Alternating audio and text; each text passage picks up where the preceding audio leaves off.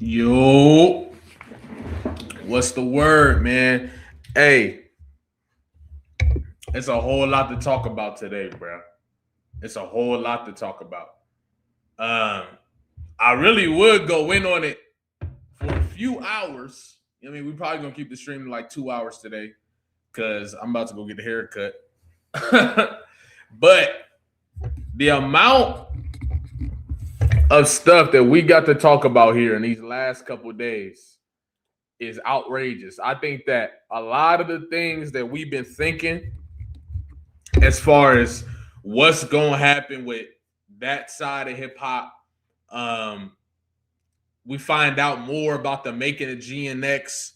That really, I ain't gonna lie, the more you find out about how GNX was really created, the more you start to think, damn, we might have been misdirected intentionally for this whole time, bro.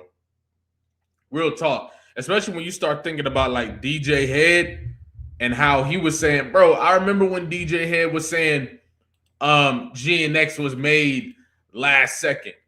You feel what I'm saying? Like I remember people saying like DJ Head getting on there and saying that GNX was created in a few months. You feel what I mean? And it just makes me wonder what was the point in saying that outside of misdirection. Shout out Regal Love, what's good? Shout out the Heartbreak Kid, what's good? Hugo Garcia, what's the word? When can I see you battle? 2026. 2026 for sure. Probably early 2026. I got a lot as far as that type of like a lot coming for 2026. Especially since the last battle fell through. But shout out to They Not Like Us. Shalom, you feel me? Shout out to everybody in the building. K Malone, what's the word? But look, check this out, okay? We're just gonna go down the line one by one. Now, first and foremost, right? We gotta talk about this tour because what's good, Esther? I think a lot of the songs were finished in the last few months during the battle. Yes, there were some songs that were finished. Absolutely. We not saying that. But, man, they try to make it seem like it was created in the last couple. When he had been working, man, at the Garden. Look, we about to get to all that. But let's talk about the tour. Hey, Corshell, I appreciate you. That's love. I appreciate you for real. I appreciate that. That's real. But let's get to this let's bring out this this tour, right? Because I don't know if y'all remember, but there were so many narratives around this damn tour. There were so many people trying to make it seem like tickets weren't being sold, right? Like people weren't pulling up, all types of stuff, bro. What's good? I got fame. What's good, Kara? But there were all types of narratives pushed by even some major platforms, right? That were stating that Kendrick was struggling. That Kendrick was struggling. Yeah, good looks, y'all. Yeah, leave a like for your boy. Leave a like. You feel what I'm saying? But there was so many people talking about this tour was struggling. And in reality, on the flip side, it was doing the complete opposite. It was actually doing the least amount of struggling you can possibly do because it is the highest grossing co-headlining tour in the history of the genre. And not even the genre, in history, just in general. Look at where they're taking hip-hop right now, bro. You feel what I'm saying? And people don't understand. You living in history right now. You witnessing history. You witnessing a new era be created right in front of you. Right in front of you. I don't think all this stops here and goes on for a little bit. No. I think there is a larger game plan here. You see what I'm saying? It's about to be, especially when we talk about Doechii, Ray Vaughn. I think TDE in general about to start getting busy. Like I'm just not. I think TDE is about to start getting busy for real, and I think it's going to start 2026. Already over 300. Once again, Kendrick proved himself. Facts. Already over 350 million, not including Latin America and Australia. Oh yeah, they about to not only break the record for what it was, but take the record somewhere that it never been. Even further. Even further. You feel what I'm saying? But let's keep going. Kendrick Lamar and SZA have officially changed the touring record books. The Grand National Tour has become the highest grossing co-headlining tour in music history, pulling in $358.7 million across 39 shows. In doing so, the tour surpassed Beyonce and Jay-Z's On the Run 2 tour from 2018, which previously held the record. This milestone is not just about numbers. It reflects a larger shift in how audiences gauge with hip-hop and R&B at the stadium level. And who is responsible? And who's responsible? A real MC. You see what I'm saying? Somebody that got the qualities of a real MC, respect hip-hop. You feel what I'm saying? That's what's going on here. If you can't appreciate that, if you can't respect that, I'm telling you, this is going to be a time where a lot of people in the future going to be talking about this time right here. The same way people who were born after 96 or whatever, constantly talking about the hypotheticals of the Biggie and Tupac situation and all that. You got to be able to recognize history when it's happening, bro. You got to. Jalabi, hey, that's love, bro. Kendrick keeps proving he's the one that Drake has known more his antics lately. Nobody talking about that new song. And look, we finna get to that too. People don't want to give him credit. It's crazy. I don't know why I'm gonna say I don't get it. Yes, I do. I 100% do get it. There's a lot of reasons to really not want to give Kendrick his credit during this time. It's a lot of reasons. Not only did he just beat Drake, which is, you feel me, it's a lot of people's one of the most listened to artists for a good amount of people, right? That provokes hate. A lot of people were getting certain things from Drake, and then him losing his status, that dissipates. So I understand that too. He also from the West. I understand that too. You feel what I'm saying? And Kendrick didn't really have to play by the same rules that a lot of artists in the industry had to play by. I understand that. You feel what I'm saying? But the fact that hip hop is going in the direction that it's going is because of the outcome. A lot to do with the outcome of that battle. Of course, the energy of the world too, the energy of the universe, the direction we're going in, the society, and all this different stuff. I think those things play a role too. But that battle dictated what was about to happen with this genre. I'm telling you, we be living in a completely different world if Drake won that battle, right? Let's keep going. The Grand National Tour wasn't positioned as a novelty collaboration. It was framed as a full-scale event. Kendrick and SZA entered the tour as two of the most respected artists of their generation, each with distinct catalogs and loyal audiences. The total gross was $358.7 million with only 39 shows, bruh. That's crazy. Because when you look at the other tours, they usually got way more shows. Especially when you talk about the last solo hip hop show. I think Drake's show, his show got double that for real. Right. Whoever thought the hip hop would take it this far. I ain't gonna lie. That is hitting different right now.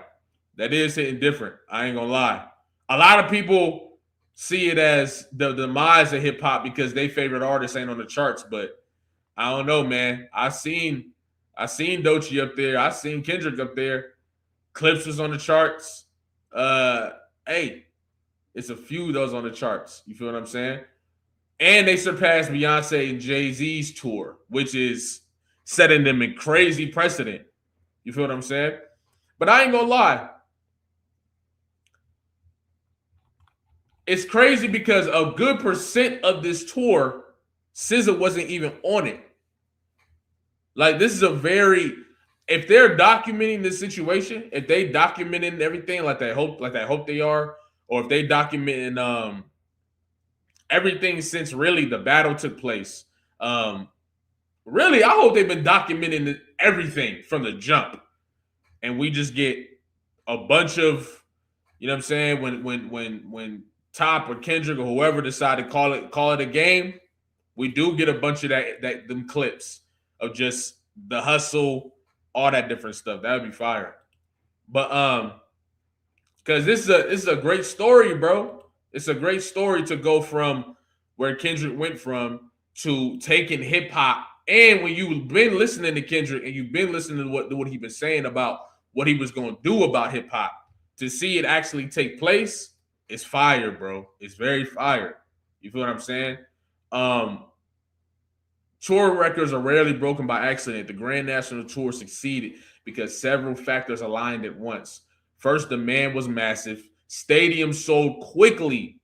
Many dates added extra demand pressure through resale markets. Second, the routing was efficient. The tour focused on high-capacity venues. The choice maximized revenue without overextending the schedule. Third, both parties were touring with strong momentum, right?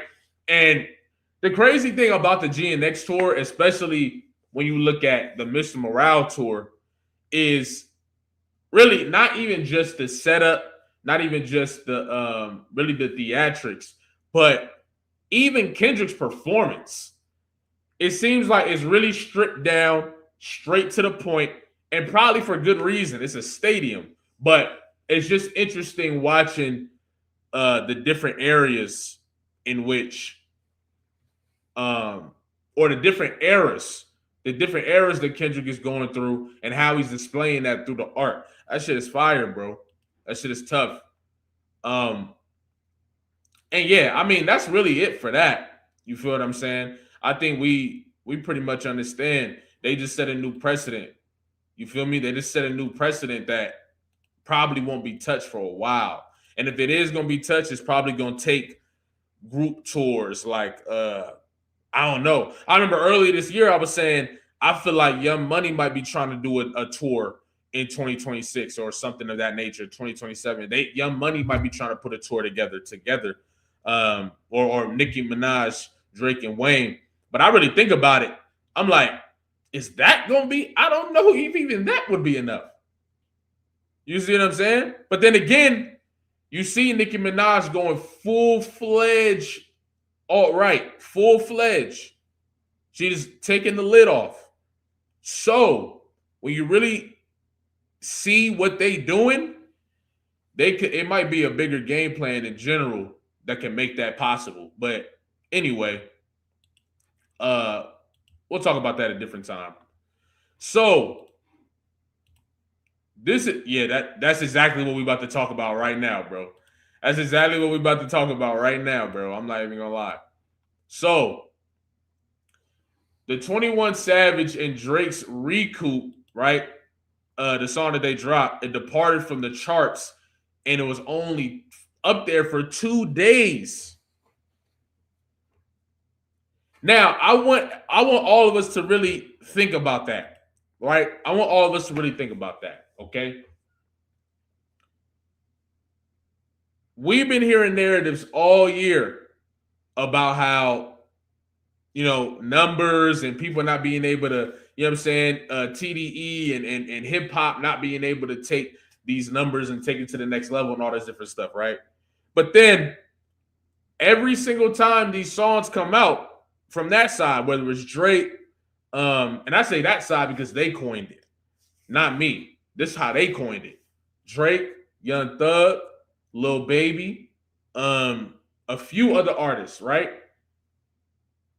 These songs do not stay on the charts. These songs do not stay on the charts, and it makes you wonder why. And how is it that they're getting so high in these situations and then falling flat immediately? That's what I want to know. And I think we all know the answer. Not only is the music right, the music is not really quality, right? Well, I mean, let's be honest. Okay, let's be completely honest. It depends on who you ask. Let's be honest. It does depend on who you ask. If the music is that's been releasing by everybody on that side is quality or not, depends on who you ask. If you ask me, I don't believe that it's quality. I don't believe that it's fire. And I'm not even a person that gotta hear. I know y'all seen that clip where I was on I Am Root, right? And they was asking me questions. We played this or that, and I was saying that really people. I think even people's ears are changing right now, and I think that has a lot to do with what's going on in our society too. Just the changes that we're dealing with in general. You feel what I'm saying? I think people are sensing what's to come, and certain stuff just not really gonna land the same. You feel what I'm saying? So when you look at it from that perspective and you see the songs that have been dropping and how quickly they disappear, it proves that I think people are being pushed in a different direction. Obviously, there's other context that goes to it, but it's a wide open situation. It's a wide open situation in general right now. You see what I'm saying? So if the music that used to stick ain't sticking, that says a lot. Even when you look at the the way that good music, in my opinion, has been performing. Good music has really been staying on the charts. There has been a narrative about Kendrick not being around, all this different stuff, but I'm like, Kendrick been on the charts though. Clips been on the charts. Even Earl album was on the charts, which is fire. Earl album was on the charts. So, and that's not to say the charts decides what is fire and what's not. What we saying is that you are witnessing, my nigga, Reincarnated hit like number 6 on the billboards. Reincarnated. A song where somebody is rapping about past life regression. Where somebody puts you through a visualization and you live your previous lives. Or you not live, but you experience them as if they really happened. Not to say as if they really happened, because they probably did. But you feel it as if you're experiencing it now. That's the song that was number 5 or 6 on the damn charts. What are we talking about? From that very moment, hey, Vil, say less. Pull up, my boy. Pull up, bro. The Vil about to pull up. You feel me? Hey, just hit me when you here. I'm on here for at least 2 hours. Then I'm gonna go get, you know what I'm saying, go get my head. But but yeah, when you look at it from that perspective, on the charts, bro, if you got a song like that on the charts, that instant, that moment, everything changed. I'm telling you. Yeah, the battle did one thing. Right? Kendrick, I think, opened the gates for a lot of different things, maybe even behind the scenes. Maybe Drake losing that power opened up the doors for a lot of people, which when we find out how Drake was censoring people and stuff like that, then I can see that, right? But dropping that album and having Reincarnated top 5, I think that changed everything forever. Forever. We're performing Reincarnated in stadiums changed everything forever. It proved you no longer, right? And who knows? There might never be a superstar to the level of anything is possible, right? With imagination. But We Are Decipher was good. But realistically,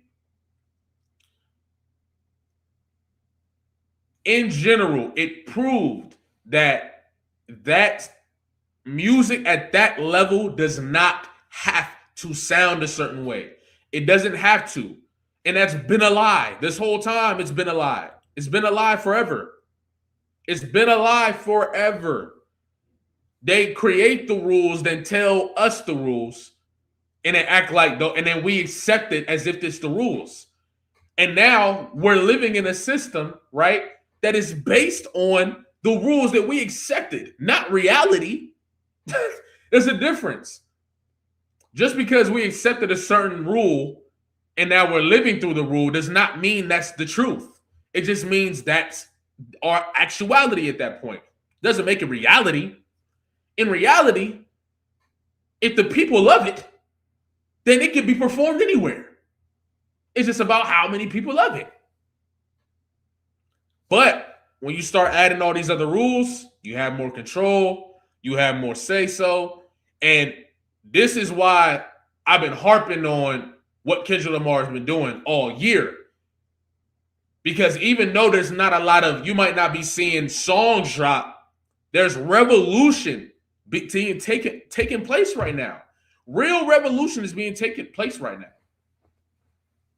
And people don't look at it like that because what I'm learning is that there's a difference between action-based physically and then changing the mind and the spirit, right?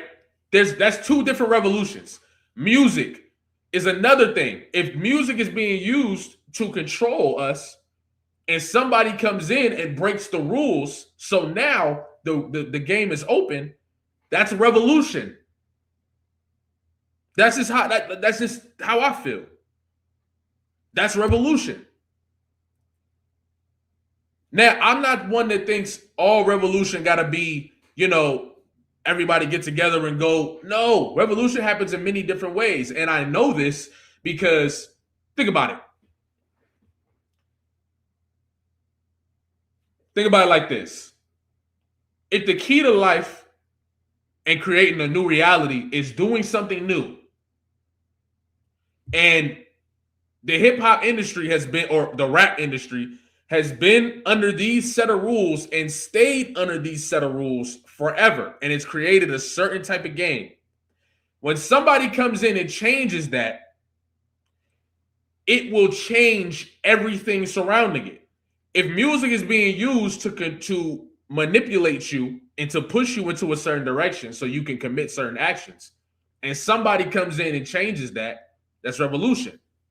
Now, when we look at it from a life perspective, if let's use me for example, I had maybe a month of some change, wasn't working out, wasn't boom, boom, boom, whatever, wasn't doing my normal due diligence, doing my hobbies, just ran, you know what I'm saying, just certain stuff that I like to do, right? And then I wondered, why do I feel the way I feel? The next day I said, you know what? I'm waking up at 7:30.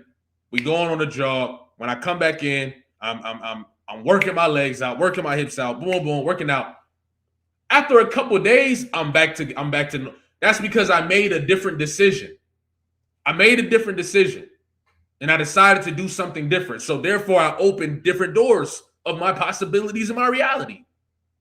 So if that's the way of life, if doing something new is the way of life, how wouldn't changing music be revolution? That's the one thing everybody can listen to. It don't matter what color you are, it don't matter what you look like. Everybody listen to music. Everybody listen to music, whether it's bypassing or you really doing it. So if that is used to control you and to dominate, right, and to maintain power, and then that changes, what's really going on now? People's thoughts are going to change, which means how people feel about themselves is going to change, which means how people or what people do will change, which means we are now probably not that far from living in a completely different society. Like, that's just how I think. That's how my mind works. And I notice how so many other people's minds work because just based off of the content this year, what we've been talking about, all that. All the people in here that are regulars to my lives, regulars to my videos.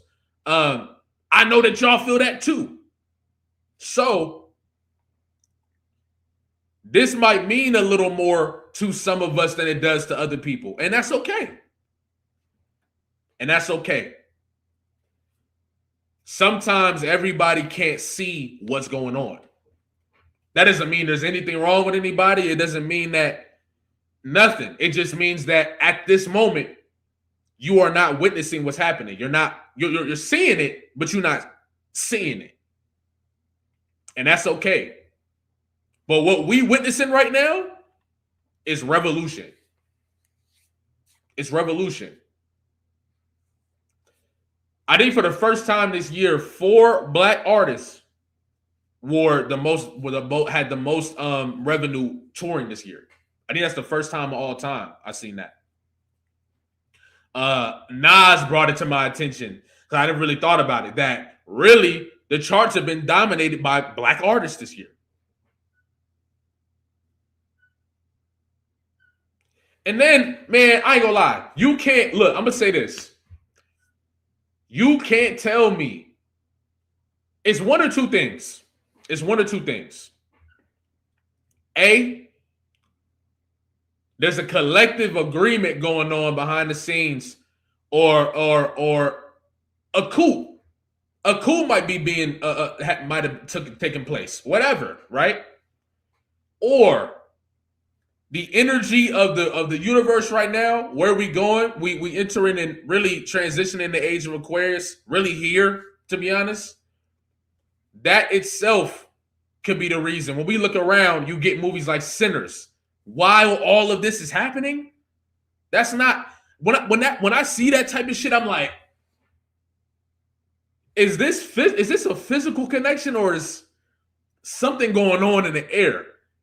How is it that we get a song like Euphoria, then a song like Not Like Us? Not Like Us, the biggest song, one of the biggest hip hop songs in history. And in that same year, or in the following year, really within the same year frame, we get Sinners. And then we get, it's just interesting. And now the representation of blackness is starting to look different in media. The way Doechii presents herself, the way Kendrick Lamar presents himself, the way, like, black art in general. And you telling me this is all just happening out of I don't know about that. I don't know about that. That doesn't make much sense to me. What makes sense to me is that either there is a coup being staged in the entertainment industry, or the energy universe is calling for this. It's calling for this. One of the two. Now let me look through some of the things y'all been saying. Whoever you believe in, Doc always speak about a higher power. Yeah, I'm one of those. And look, actually, I want to talk to y'all about something too. I think this year has been one of the most, especially when I talk about just my spirituality, how I got back into religion and then felt like this weird calling to like really dig deeper with my relationship with God, and not deeper as in, but dig deeper on a personal level, right? And there was so many different things this year where I felt like I was going through really this moment of trying to find a balance between what I'm learning, right? As I'm reading the Bible, as I'm learning, and my perception of the Bible, my perception of God and all that, and those things battling, right? And I'm learning what was going on in my mind is kind of a representation of what's really going on in the world. right? Like that split. And I don't know if y'all have been experiencing this too, but that split, right? Where the split between who you are now or who you're aligning to become and who you were. That's exactly what the world is experiencing. The world is experiencing what it was, holding on for dear life to what it's about to become. The world doesn't want to let go of itself. Just the same way humans don't want to let go of their old self, right? That's kind of a representation of what's happening in the world, in hip hop, in even in our relations worldwide, country to country. You know, when you got BRICS, and then you got people that support BRICS. You got the countries that's leaning with BRICS, and then you got the countries that's still leaning on the dollar. It's like everywhere there's this split. And hey, shout out Vicky for the super. I appreciate you. That's love. Much love. But when you see that there's this split, right? I think everybody's experiencing this on some level. And sometimes I wonder if that's really just, it really proves how connected everything is, in my perspective. It kind of proves that everything is connected. And sometimes I look for the proof of that theory, like that one thing. What is the proof that everything is connected? Right? Where is this proof? Where can I see this proof? And that's really been my major interest in the battle. Now, don't get me wrong. Kendrick Lamar is my favorite living artist. And to see him and Kendrick, me and the homies been arguing about what would happen if Kendrick and Drake battled for years. But really, right before that battle took place, if you seen that Cat Williams interview and you really, even if you wasn't necessarily back in motion, if it woke you up, you probably was in a certain mindset leading up to watching that battle, which had you a different view of how you viewed that battle. Now, I'm noticing that everybody didn't really go through that experience prior to the battle. I went through a certain set of experiences that led me to how I felt about the battle. I went and did the workshops and did the work on my limiting beliefs and unlearning certain stuff and all types of stuff. I went and did the work, still doing the work, still in mentorship, still trying to do and figure this thing out. Leading up to that battle, watching the Cat Williams interview, all the stuff about Diddy coming out, boom, in my mind, all of this was connected in some sense. So when I watched that battle, I wasn't watching it just from the perspective of like, oh, this is Kendrick versus Drake. But no, it was like, y'all don't find it odd that all these guys, and you know what, we're not even gonna get that deep into it. But all these things that are happening, all this weird stuff that's being exposed, from the files to the boom, boom, all this different stuff. And then we get this battle. And then we get this info, and then we get some information. It feels like another representation of that split. And I'm not gonna lie, it really do seem like 2025 was almost a year where things got held on to it. Like, it's almost like that was the year of one side of the split pushing forward. But this side of the split still has been doing everything in its power to stay in its frame. So 2026 feels like another major situation could take place. Whether it's in hip hop, whatever. It feel like the clash is going to be at a final trend, like final battle type thing. That's how I'm feeling. Where we might see the efforts of both sides increase. And this is for everything. So you really, at this point, gotta be clear. You gotta be clear. And that's what I've been telling myself. I gotta be clear going into 2026. I get to be clear. I get to be aligned with what it is that I'm doing, exactly what it is that I get to do, exactly what it is that my intention is, and not allow myself to be distracted by this. Because 2026 might be the year where you are accelerated. If you on that path, even if you've been struggling mentally, spiritually, whatever, if you on that path, you're going to be accelerated, wherever that means for you. And you gotta be ready. You gotta have, if it's raining, your shoes you gotta have the, you know what I'm saying? The treaded on your shoes, in a sense to say. You know? We gotta be real about everything going on, real with ourselves, real with everything. Because I think it's time. You gotta be serious and pick what it is that you are pushing for. You feel what I'm saying? What is your vision, and aligning with that and staying true to that. You feel me? And that's what I think it's about. And that's why I think 2026 is going to be another major representative of the split. All right, so evil doesn't want to let go of the power that it had when it knows it's losing its grip. See Megan now. Right.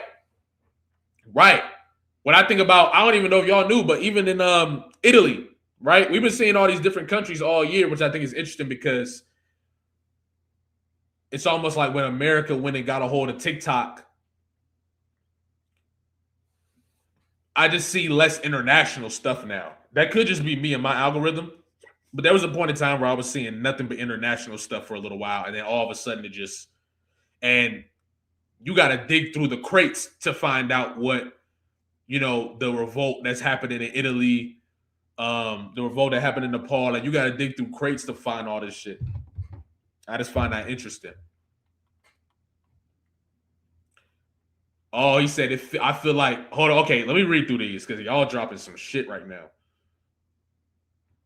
I want him to speak more on us being the Hebrew people to live in God, though. I saw the battle as those who say they're Jews are not Drake versus the real Jews. Ah, that's interesting. I've always been like, I've learned a lot of different things, and especially dabbling into different religions and stuff like that and different perspectives because, I really just wanted to have a deeper understanding and try to figure out this life things. And that's one of the things where I'm at today.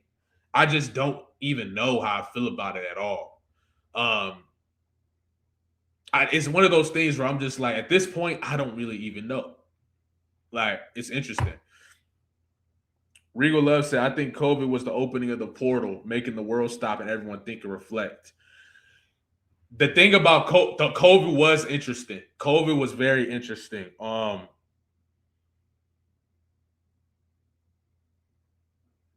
Yeah, when you really think about COVID, we don't talk about how the effects that COVID might have had on just people's psyche and how people interact and how people, that wasn't normal. So yeah, I feel that. He's still trying to build his empire, but we know he in cold. Kyrie Irving got in trouble by the Jews for simply promoting the book from Hebrews. Yeah, Kyrie got packed out. Bad. They did Kyrie greasy. 2024 and 2025 felt like transitional states. Yeah, that's how I feel. 2026 year of accountability. I could definitely see that. Absolutely. I think that's what it comes down to. You got to take accountability for your life, which is responsibility for your life. Because realistically, there's only two ways. Bro, that's what I'm saying. This shit got to be connected because even what I'm about to say can represent the battle. There's only two ways that you can exist: from victimhood or from responsibility. There's only two ways you can exist.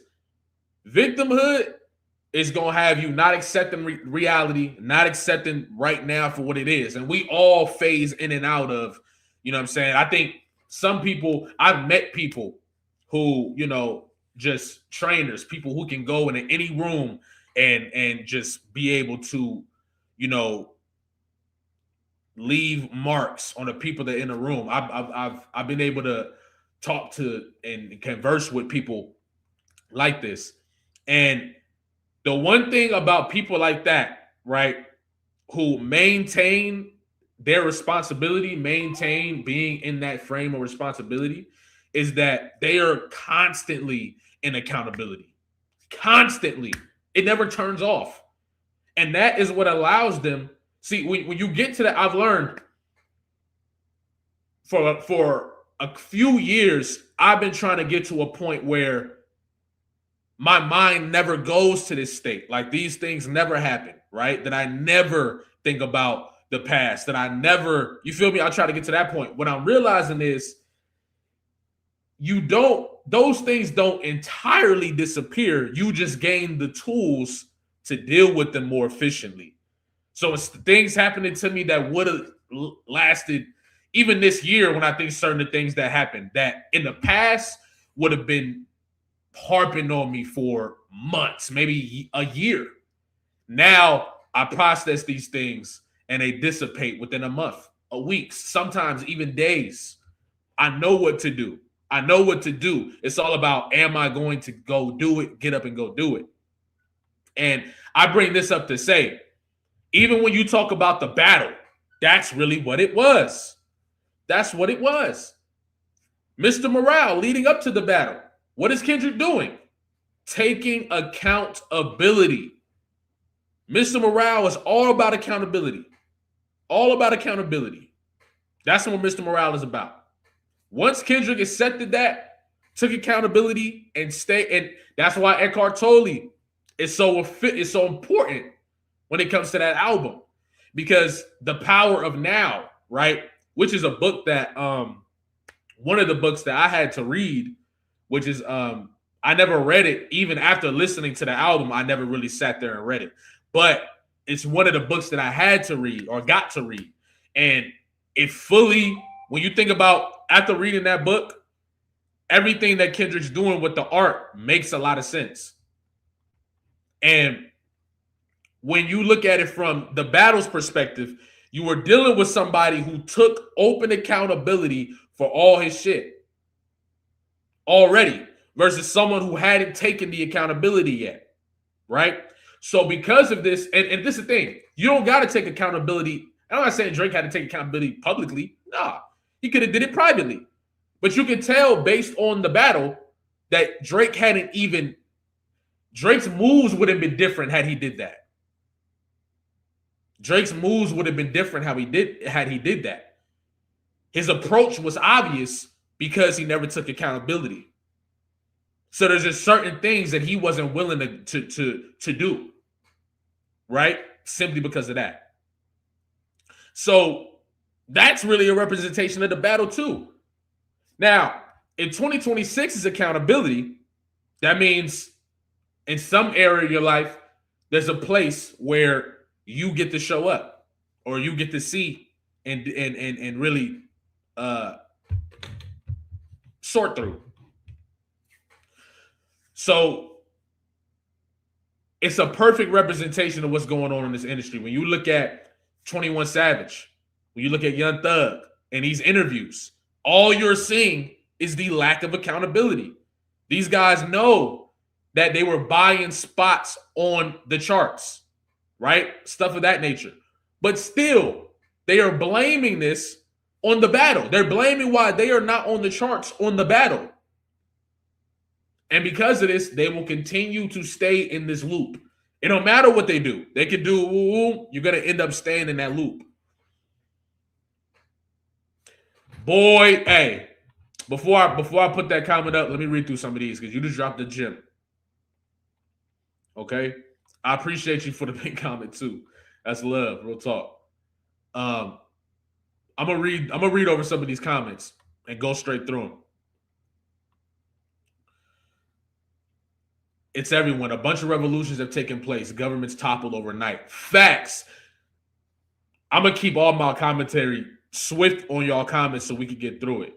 But governments toppled overnight. And people want me to believe that that's not going to happen here. Sure. Sure. Sure. Sure, that's not going to happen here. But we probably are the most mind controlled people in the world in this country. And people who are fighting through that mind control do not give themselves enough credit. Sometimes the mind control and the constant battles on your psyche every day can be more detrimental to the psyche than somebody who is at least aware that they are under a dictatorship or an authoritarian regime. You feel what I'm saying? We're not even aware most of the time what we're under. And it's all because we are constantly being hit with certain shit. Kendrick was number 1 on Billboard 16 weeks from 2024 to 2025. That's what I'm saying. And one of them songs, Reincarnated. I'm not a black Hebrew Israelite, though I have suspicions when it comes to what our lineage is and why are we exploited for the sake of others' profit. Most disrespected but imitated. Those are right. Though that's the thing that be confusing me too. And I'm learning that I would used to judge myself for the confusion. But in reality, the confusion just a lot of the times just means that you're transitioning from one state to another, or you're in the middle and you're not moving. If you're centered in this, in whatever transition you're making, then the confusion most of the time, at least for that time period, isn't there, or you understand the confusion.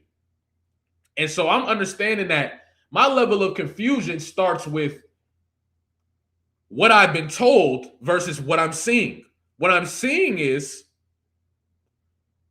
our people are really the only people that don't get a fair shot.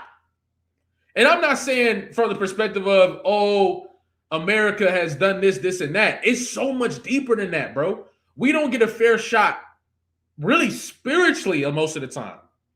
Emotionally.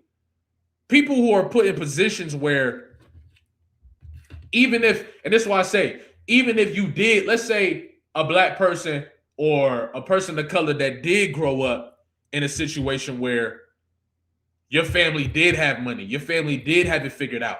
You probably got some family that did it instantly, already there. There's a split.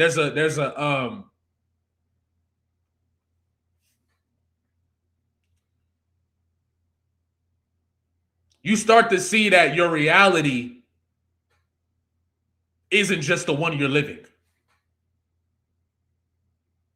Some people don't have to experience that until way later in life. But believe it or not, I know this for a fact. I've had the privilege of, and I call it a privilege today, of living in North Carolina and being around and really being in a solid situation for my young life, right? Or, like 7 to 12. Then coming back to Arizona and that being completely different. Living in the projects, living in boom, boom, boom. And then being, everybody go through the situation where you and your parents, whatever, getting kicked out, boom, boom, boom, and experiencing life around people who live in the burbs. You start to learn, right? That, first of all, a lot of this shit is the mind control. Because a lot of people will be saying the same shit outside of I would call it the programming. Outside of the programming, everybody they want the similar things, right? They want to experience similar things, etc. But some people grow up in this position in society, and then other people grow up in that position in society. So when I start thinking about how we get treated based on that, everybody at least gets something, some reparation, some whatever. But for whatever reason, we influence the entire world. They've used our image, right? Or the image they've had somewhat hand in to influence the globe. And even though it is from a capitalistic standpoint, how did we not get a piece of that at all? They just taken a couple people and do that, and we didn't get no piece of that. And then on top of that, just the way our music, the way they pimp our music, and really, like I said, give us the rules so we have to follow them. And then we think it's reality. It's like, why is there so much effort and such an emphasis on keeping us confused specifically? And that's where my confusion comes in. You feel me? So I feel you, Intertone, on just like, if this is the case, why is there such an emphasis on dominating, controlling our people in general? Why is there? And that's because there's something going on there that they don't want us to know. Because if we did know, it would get dark fast. You feel me? So yeah. Shout out to everybody that's in here. Drop a like for your boy, you know what I'm saying? Let's get the likes to represent how many people in here watching. And we low-key got more stuff to talk about too. But I do want to keep harping on this for a second. When words are many, transgressions are not lacking. I read in that Bible. The music industry is owned by who? The top artists or most influential are who? Right. Too many people ignore their spiritual journey, which is different from religion. Spirituality is the most important part of the human experience. 1000%. I think there's community and then there's your individual, right? And I think community is important too. Community is extremely important. Community that you can see, touch, be a part of is important. But you also have to have that journey within you when you're on your own time. That journey between you and the higher power is important too. And that part does get ignored. And I understand why it gets ignored. I do.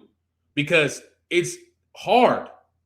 It doesn't have to be hard, but our ego makes it hard. It makes it hard. And then you start getting to a point. I've had times in my life where I know there's a word for it, but you almost start leaving the physical a little too much. And you got to come back down. It's like, you know what? And you got to come back down. That's how people end up, you know what I'm saying, going too far off. And now you can't function in society. Right? But we do, even though in a perfect world, I think you wouldn't have to function in society. But that's the reality for a lot of us. So I get why a lot of people don't deal with the spiritual journey, because it's counterintuitive to how we live in society. So the more you go on your spiritual journey, the further you get away from your physical and your ego, the less you fit in with society. That's the truth. So what happens is you really got to understand, where is this balance? Where does my balance for this exist? Where does this exist? Where is this? You feel what I'm saying?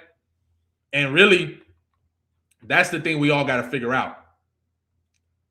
This is why hip hop deserves.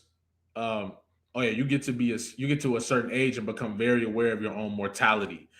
Yeah, which is, I feel like, is a part of the perspective. The perspective of your mortality is so key. It's so key. Let's use Tupac for example. I think Tupac is one of the greatest examples of this, bro. Tupac is, and this is what I'm saying. Tupac is a perfect example of somebody who took major responsibility.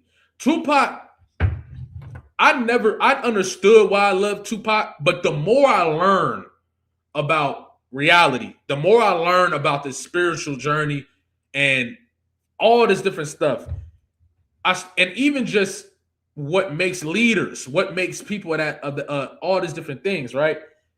What I understand about Tupac took the highest level of responsibility that you can, in my opinion, or one of them. And that's knowing that you are going to die, knowing for a fact that you are going to die, and deciding how you die. That's the highest, that's got to be and that could be for anything. That could be whatever. That's the highest level of responsibility. That's the highest level of responsibility you can go. For Tupac to know in prison, and they had the interview with multiple people talking about how I am going to die, but I'm not going to let you kill me like this. Imagine if Tupac dies in 1995, before All Eyes on Me comes out, before Machiavelli comes out, before all the music that, man, boy, I just realized we got something for real to talk about once we get the Machiavelli album. Yeah. Oh my goodness. We're going to say that for later. But in general, what I'm saying is, before we break it down, is that to know you're going to die and take accountability for that and say, I know I'm not going, but I'm not going to be a victim. I'm not going to be a victim. I'm not just going to sit here and allow you to do that to me. I'm going to take responsibility for this. And that's exactly what he did. And I think he did that better than Tupac.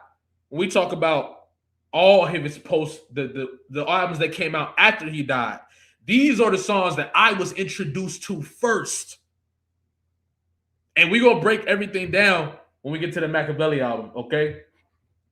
Honestly, great conversation. We definitely got to move forward, though, because there is going to be I am going to have to leave in about an hour. So what's the next thing we had up? We had the making of GNX. Right. So I wanted to talk about some of the things that we've learned about GNX recently, right? Because it changes the whole perspective, honestly, on really even the theories. Okay. So the first thing I want to say is this. We need to get back to church on Sundays, Jalopy. Hey, let's have a real, hey, Vil, I'm about to send it to you right now. Let's have a real conversation. I'm gonna make a real statement to you right now. I'm gonna be completely honest with you, bro. The real reason those videos ain't coming out on Sunday is because that's the time period where I was most confused about where my relationship with God was. Real talk. I was in a mind of like, I know there's some manipulation in this. I know for a fact somewhere in this. And I think that I became more focused on trying to spot how I was being manipulated, right? Or how we are being manipulated. That's really how my mind was. Where in this religious part, where in this Bible is the manipulation? And I started, as I'm reading, I started focusing way more on trying to find the manipulation than my relationship with God. That's where I fucked up. I can't even lie. I fucked up. My relationship with God became second to me trying to find the manipulation. And when I tried to find the manipulation, then it was like, bro, now all of a sudden I'm like, bro, I don't even want to think about this right now. Like, this is too much. Like, I can't even think about this. I can't. And then I started feeling guilty about not thinking about it. And then next thing you know, I had to catch myself like, damn, like, I gotta figure this out. And so I got right back to it. How do I get where do I feel? When do I feel God's presence the most? Right? When I'm focused on my hobbies, the things I like to do, taking care of my body, being in giving, right? Not being a taker, being a giver, right? These type of things. And that's what's starting to really bring me back. I'm grounded. I'm becoming grounded and really understanding that I can't worry about all that. I really can't. I can't worry about it. I can't worry about the manipulation in it. I can't worry about how they're trying to confuse me. I can't. And that's where faith comes in. That's why I learned this is where faith comes in. Even when you get to this level of you're growing and you're shedding, it gets deeper. You would think it gets lighter. It gets deeper. And this is where your faith really come in. Now I have to have faith that Whatever I'm feeling when I'm in that connection with God is real. That's why we ain't been getting those Sunday videos. Because I'm like, I can't be like, you know what I'm saying? I did the video. I remember I did the video with what's the name? NLE Choppa on Sunday, right? And it was just like, that's when it was like, I've been thinking about this already. So I'm interested in this perspective. And then that's when I'm like, yeah, I gotta take a break from the Sundays. And it really ended up me taking a break from really all of it, bro. I was in a state of like, bro, I gotta really figure, like, I gotta, like, you know what I mean? Whatever's going on, it's got to be figured out. But I figured it out. And so now I'm going to continue to work on that. You got to start having that conversation with God yourself rather than building that based off the religious dogma. Exactly. He said, well, you can always restart with God. He is forgiving. That's where I be forgetting. That's what I be forgetting. I'll be thinking, like, you know what I'm saying? I be thinking, yeah, we'll talk about that. But really, yeah, just giving myself grace, just like God would give me grace, or just like I would give my child grace, or just like you would give your child grace. Like you would, if you know what I'm saying, if you have a child, or you had a child, or even a child in your life, it's like, how do we give ourselves the same grace that we give them? You feel what I'm saying? And because, yeah, God can give me all the grace that he wants. And it is beautiful when you feel it. It is. But you got to show up for yourself in the same way. That's how I feel. But anyway, let's get to this next thing, right? The making of GNX, which is actually not going to stop this conversation. It's actually going to build on it, which is why Kendrick's music is incredible. Right? So, first of all, we're going to talk about this one first. And, bro, I'm mad that I wasn't doing the content at the time because, man, I wish I could have gotten my live reaction to hearing Reincarnated. I wish I could have heard that to Reincarnated. I wish I could have gave my reaction to Reincarnated because I had been playing Tupac a lot. And if you've been an OG, y'all probably remember my Spotify rap from 2024. I played Tupac a lot. I played a lot of Kendrick, played a lot of Doechii, played a lot of Pac. And Made Niggas was one of the songs that I was playing a lot. Made Niggas, staring at the world through my rear view. Really the gang-related soundtrack. So, bro, when that beat came on, bruh, I'm telling you, I'm not even talking about the actual piano playing. I'm talking about that. I immediately knew what it was. Bro, I paused the beat before the piano even came on. I was with the homie Shrub. And bro, I'm with the homie Shrub. Y'all know, some of y'all know Shrub. I was with the homie Shrub. And I'm like, bro, are you hearing this? He like, what you mean? I was like, bro, watch this. I turned the song off and I turned on Made Niggas. I'm like, bro, do you hear? This is the same beat. I'm like, did he just remix Made Niggas? In the biggest moment, probably one of the biggest moments in his career, seeing everything that's being said about Pac, seeing the narratives, he put Pac on a platform. Just like he did with Not Like Us. You gotta respect that, nigga. What are we doing? You gotta respect that. And niggas wonder why I respect Kendrick so much. First of all, you gotta know, I'm a Pac fan first. That's really where a lot of my respect for Kendrick started to go. Was like, oh, Kendrick, he viewed Tupac's work the similar way that I view Tupac's work. And I could hear that in his music, right? Even if it's not exactly the same. And it's rare to find those people who really understand Tupac's greatness. That's a rare thing to find. It's something that was always like, damn, bro, I just want to talk this to somebody about the impact of Tupac's music.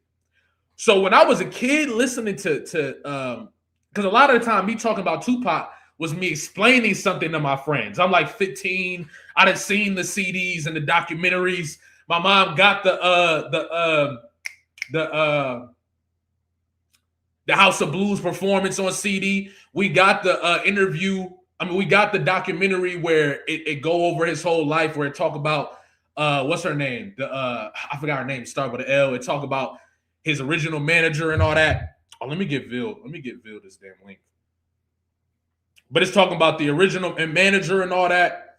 I got that documentary on CD. So I was always just trying to talk to somebody about Tupac, bro, in that way. So listening to Kendrick's music, and yes, look, I'm gonna say this: my music taste, even a lot of my perspective, that go directly to my mom. My mom was listening to. As I grew older, I was like, damn, my mom was one of those women that was like just like extremely well versed with her music taste, bro. We talk like 1 minute I'm hearing Mac, 1 minute I'm hearing Bomb First, the next minute I'm hearing One in a Million with Aaliyah, and I'm hearing Sade and Rihanna, and I'm just hearing all this incredible music that my mom would put me on, deep cuts to stuff that I never would have listened to, all types of stuff, bro. Like, so yeah, my mom is really, she really hit me with the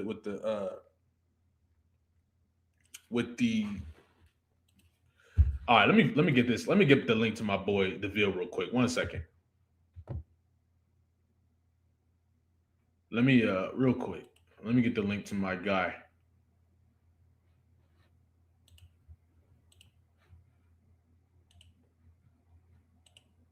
All right. And then we're gonna keep going.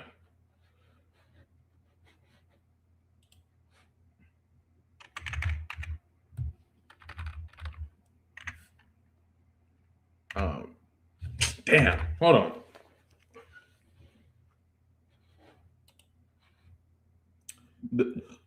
Hey, Vil, you in here, bro?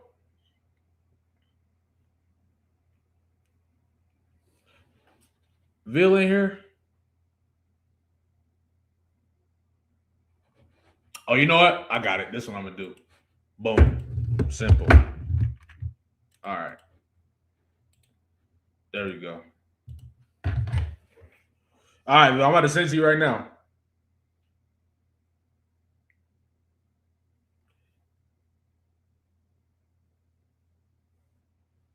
All right. Pull up, my boy. But so boom, okay. Forgot what we was talking about. But it's so much to talk about, it don't matter. So first of all, I'm gonna just play this because I gotta play this. Come on! Stop playing! That's the greatest to ever do this shit. I ain't gonna lie. It's either him or Kendrick. I ain't gonna lie. But anyway, Rolling Stone, the album GNX Heart and Soul, allowing two distinct callbacks. Reincarnated is a fiery reimagining of Tupac's posthumous. Is that how you say the word? Posthumous? Cut made niggas while Heart Part 6 samples SWV's Use Your Heart. And then you got Man at the Garden too, with one mic.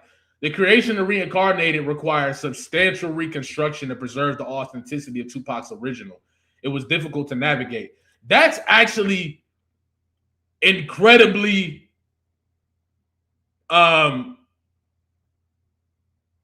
that's actually wild, because in reality it sounded so similar that I had to really think, like,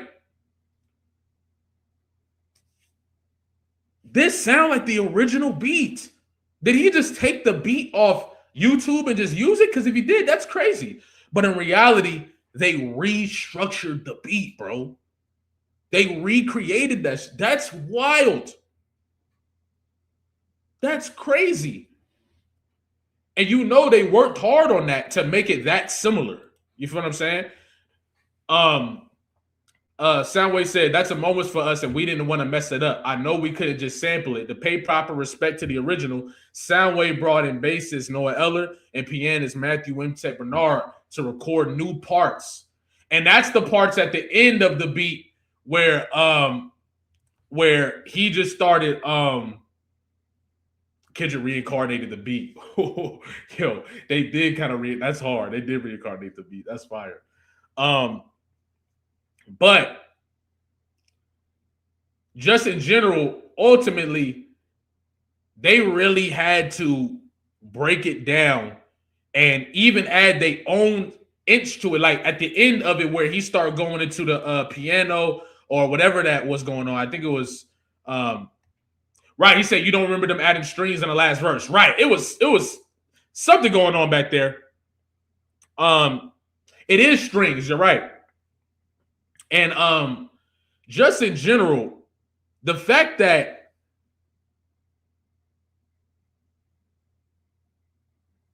Kendrick uses that part to rap that third verse where he's doing it from the perspective of having that conversation with God, it's like that's how you treat a Legends record. That's how you treat a Legends instrumental. Like they did it justice. You know what I'm saying? I debate that the song is on par. Of course, when I hear Tupac, I get a whole different feeling than when I hear Kendrick. It's really like listening to like a, what would I call it? Oh, my boy, the villain here. Yo, my guy. Bro, you caught me. I'm about, hold on. What's good, brother? Bro, I was just hitting a boat right now. Waiting for you. What's good, bro? What's good, my boy? How you been? Chilling, bro. Happy holidays, man. You already know. Hell yeah. Got the Christmas thing. That's hard. Yes, sir. Made it myself. I'm in Atlanta, East Atlanta, Santa with it. Nah, I'm just playing. Hey, nah, bro. You been listening to Pac like that or what? You heard that? Bro. They remixed the beat. They remixed it. They reincarnated the beat. I just heard reincarnated the beat. Yeah, bro. Look, I think there ain't nobody I've listened to more than Tupac, if I'm being honest. I think if I'm to talk about my lifetime playlist, Tupac, I always play Tupac. Like Tupac, I have my time periods where I don't listen to music. You know what I'm saying? But just in general, like Tupac, always a time for Tupac. Whenever, you know what I mean? Even sometimes for motivation, even sometimes to get like, you know what I'm saying, get in that energy, like let's go get it. Like, you know what I mean?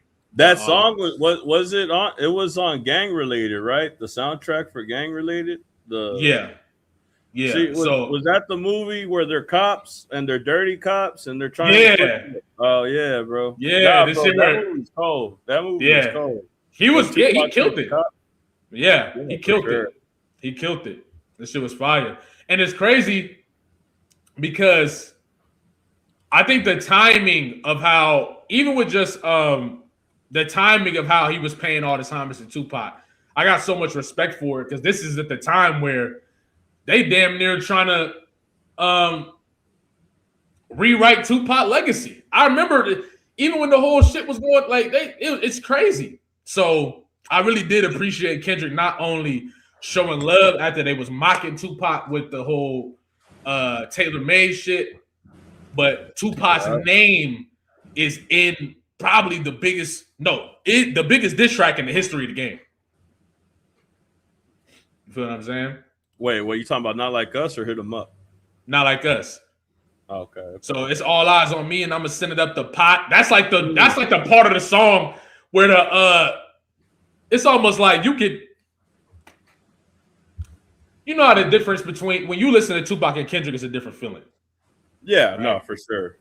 I feel like I'm listening to like a different version of Tupac, like a younger version, or not like a younger version, but like a, you know how Kobe studied Michael Jordan? That's kind of like what I get, you know? Yeah.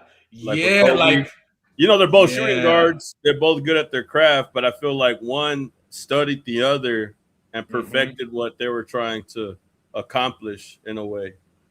Yes, exactly. Like he like really, like an introverted Tupac. Like that's really how I feel. It's like they both Geminis too, so it almost feel like one of them is just showing the brat is more brash, maybe behind the scenes, where the other one is more brash in public. When I think about like the way people talk about Tupac, a lot of people say, "Well, Tupac was acting because he was 5 different people," when in reality, he was authentic. So at some points in his time, he might have been in a mode where he is in that frame of just he might with this person he might be more in his wisdom bag and his wanting to say something in this person he might be wild and out in the streets or whatever. But Kendrick might be similar to that, but instead his introverted side is actually his brand. But then you hear stories about how he a wild ass nigga behind the scenes.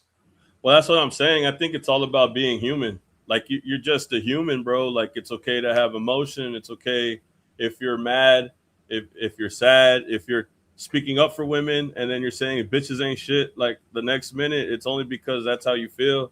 That's where your emotions stand. Like I think Tupac had a letter to Madonna that recently got released where he was saying like I can't be with you because the message that I'm trying to push, you know, and me dating a white girl, it ain't gonna rock. And he's sending that to her in prison, letting her know like I still fuck with you, but my message is greater. My message is bigger than just me dating Madonna. You know what I'm saying? Like, how am I gonna look? Like you could tell, like, and you gotta think about it, bro. He was 25 years old. We're older than him. My big homie just died, just turned older than him.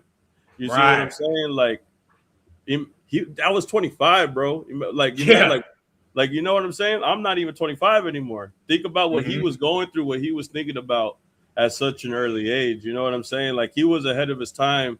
Just when you talk about him dying, even Biggie dying at 24. All of these guys dying at such a young age, bro, not realizing the impact that they were going to have. Like Tupac didn't know he was going to have this impact. That's another thing too, right?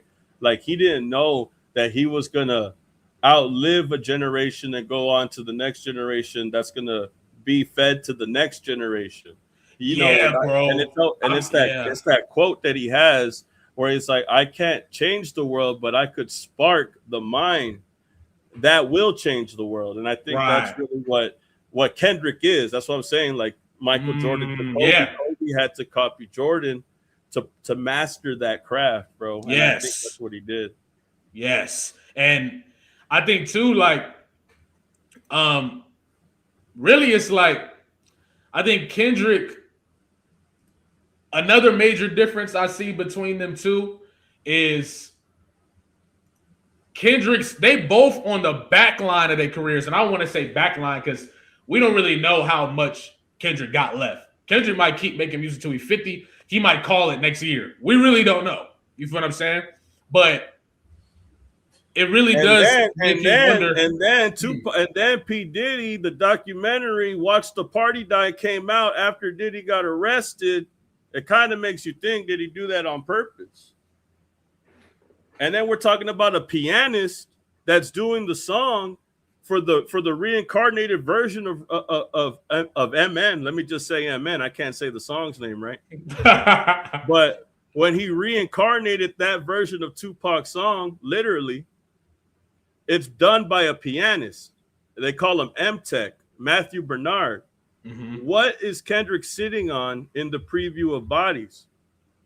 What is he standing on top of? What? It was a piano.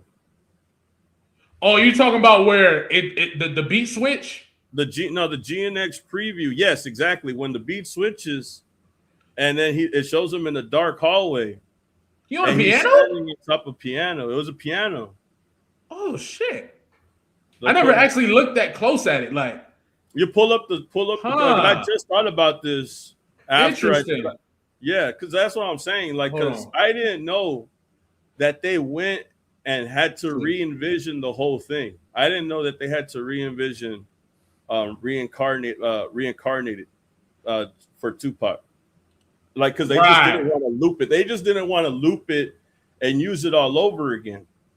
Right. They wanted to get like what someone said in chat, like you said, a reincarnated version of the song, and I think that's why they actually went with that. Also with the material, I don't know, it's kind of layered. It really is layered because it's very layered. About the reincarnations of lives, and then we're talking about reincarnated Tupac, Kendrick Lamar, and then we're talking about they re-envisioned the fucking song itself, like they didn't just loop it, they recreated it by getting a pianist in here. You know what I'm saying? Exactly. And then Kendrick standing on top of a piano when GNX released. I don't know if that had any meaning, but now I know. But it's interesting. Right, because, like, again, we still haven't gotten bodies. And it's like everything, it's just like you can't really overlook it because everything means something. And I think he made that very clear. And people over there. Oh, you're right, though. You see it? Right, though. You see it? I'm pulling it up right now. Yeah, he is. Damn. That's what I was saying. Damn. See, this is when I was like, oh, was that why he was standing on the piano when he released the preview? That's interesting.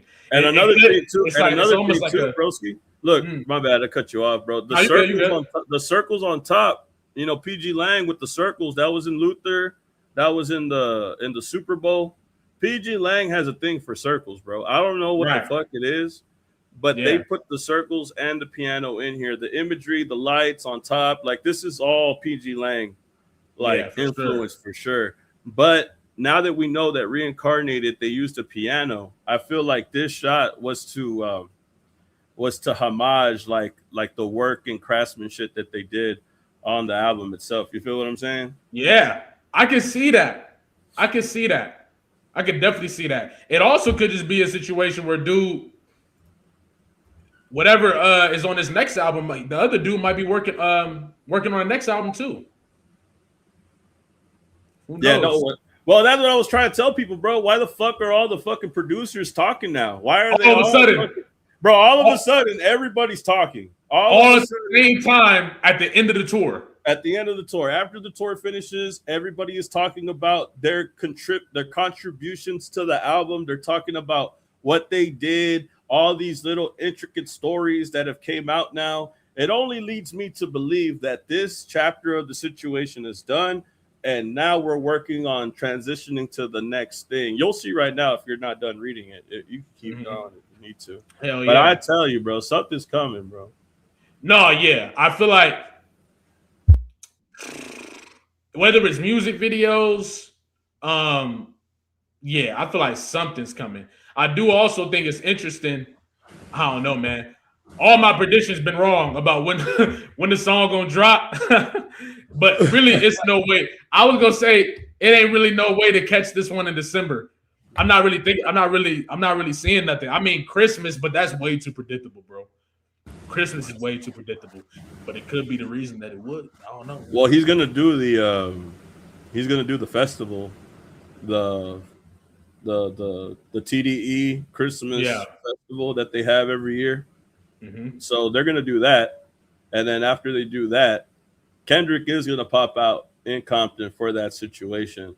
So I think the best thing to look out for is what he will say while he's on stage, and I'm sure he's gonna say something, whether it be in regards to the album, the tour, or something else. I feel like that's the next time we'll hear from him publicly, and if anything.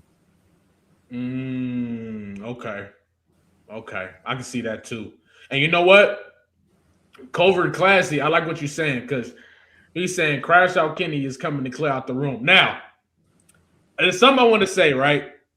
About you know what? Nah, we about to get to that because I want to talk about that before I gotta dip. We gotta I want to keep talking about the making of GNX, but honestly, we could do another we'll talk about this Nas one mic situation. And the whacked out mural. You gotta check out if you're gonna do it, do the one mic and the whacked out mural situation. Because I feel whacked like those, because they kind of briefed over, they kind of like hummed over Heart Part 6 of Luther. They kind of just talked about it like vaguely. I think I should just go to the article, huh? I should just go to the article. Yeah, you'll see like What I'm talking about. Article. Let me put the article up real quick. But yeah, we gotta get a lot of things that's been going on, bro. I feel like we got to talk about this Machiavelli album before we get out of here. For sure. 7 Day Theory. Yes, bro, because I feel like it might be giving a little bit of clues of what's to come. Oh yeah, not for sure. All right. So how Kendrick Lamar tapped into the? Let's get to the whacked out murals. Oh, they gonna hold me like this? Nah. Put the MSN. Put the one on MSN, bro. MSN. Yeah, Rolling Stone, you're fucking tripping, bro. You're gonna charge us and you don't even fucking ask them about bodies. That shit is fucking whack, bro. Insane. Yeah, I know. If you're gonna charge me like $5.99 to read an article, you should at least ask them about bodies. Like that was crazy, right? They asked them a whole bunch of shit about the songs, but they didn't even ask them about deets, bodies, tiramisu. I didn't get none of that. I didn't get none of that shit when y'all decided to interview them. Sometimes I wonder that, bro. A lot of this shit might be misdirection, bro. A lot of this shit might be misdirection, bro. I feel like it's misdirection because you gotta remember too. I ain't gonna lie. Where the hell is this MSN article? You know what, bro? Nigga, we finna do it. We finna read it just like this. So he said, I remember putting the NPC. Nah, that's not Whacked Out Murals. Man at the Garden. It says, Man at the Garden stands as one of GNX's more introspective performances. Soundwave recalls recording the song in New York with Antonov and getting rap legend Nas blessing the Interpolate, however you say that, his Stillmatic song, One Mic on the track. That's low-key what I thought too when I first heard the song, was like, this sound like One Mic. This sound like a like Kendrick version of One Mic. Like, and you know, I feel like any hip-hop head, One Mic was one of them songs that was one of the early ones I feel like for most people. But and I think that's why him using that song and even borrowing the delivery from Nas on that album in certain part of his verses, it was just like this whole album felt like just pulling up the legends from the past, from all different generations. You feel what I'm saying? DMX, Pac, Nas. It's a lot of stuff on there, bro. It's a lot of stuff on there. Oh no, for sure, bro. For sure. You know, my whole thing. So basically, if you can't find it, I'll just say it, bro. In the article, he says, and Whacked Out Murals, bro, he did that shit by himself. Nobody was there. Oh, yeah. At 6 a.m. or some shit.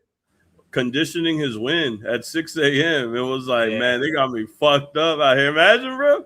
Bro, somebody had me crying. Somebody had me crying, bro, in my YouTube comments the other day. They said, you know, the kid you're talking about, he be jogging at 6 a.m. and shit, right? Yeah.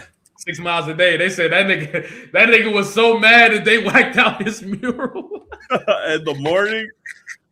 That's the thing that you gotta think about. That nigga skipped the jog, the daily jog, and went straight to the booth. He said, fuck the jog. Get me in the studio right now. They just whacked my shit out at Tam's Burgers, bro. And then the mural from Tam's, they whacked that whole shit. I did a video about it, right? That somebody had just drew like a whole fucking black outline of fucking like of Not Like Us and Kendrick's face on there. I bet you anything, bro. That morning he was like he scrolled, he turned on his phone and he saw that shit. He was like, fuck them, bro. I can't. And when you really, because you gotta think about it, bro. If you really think about it, it really happened twice, because the Super Bowl announcement, everybody hated on it. Like everybody that you would expect to support Kendrick didn't say nothing, or they hated. Snoop Dogg was somebody that he called out in the fucking song, and that was somebody that he was like, I thought it was the edibles or some shit like that, right? He was trying to say, like, this is the guy that passed me the torch, and he out here playing games and shit. Like Drake drops Tailor Made Freestyle uses Tupac, like we just talked about, but uses Snoop Dogg also. And when Snoop Dogg responded, he was like, "To who? To who? To them?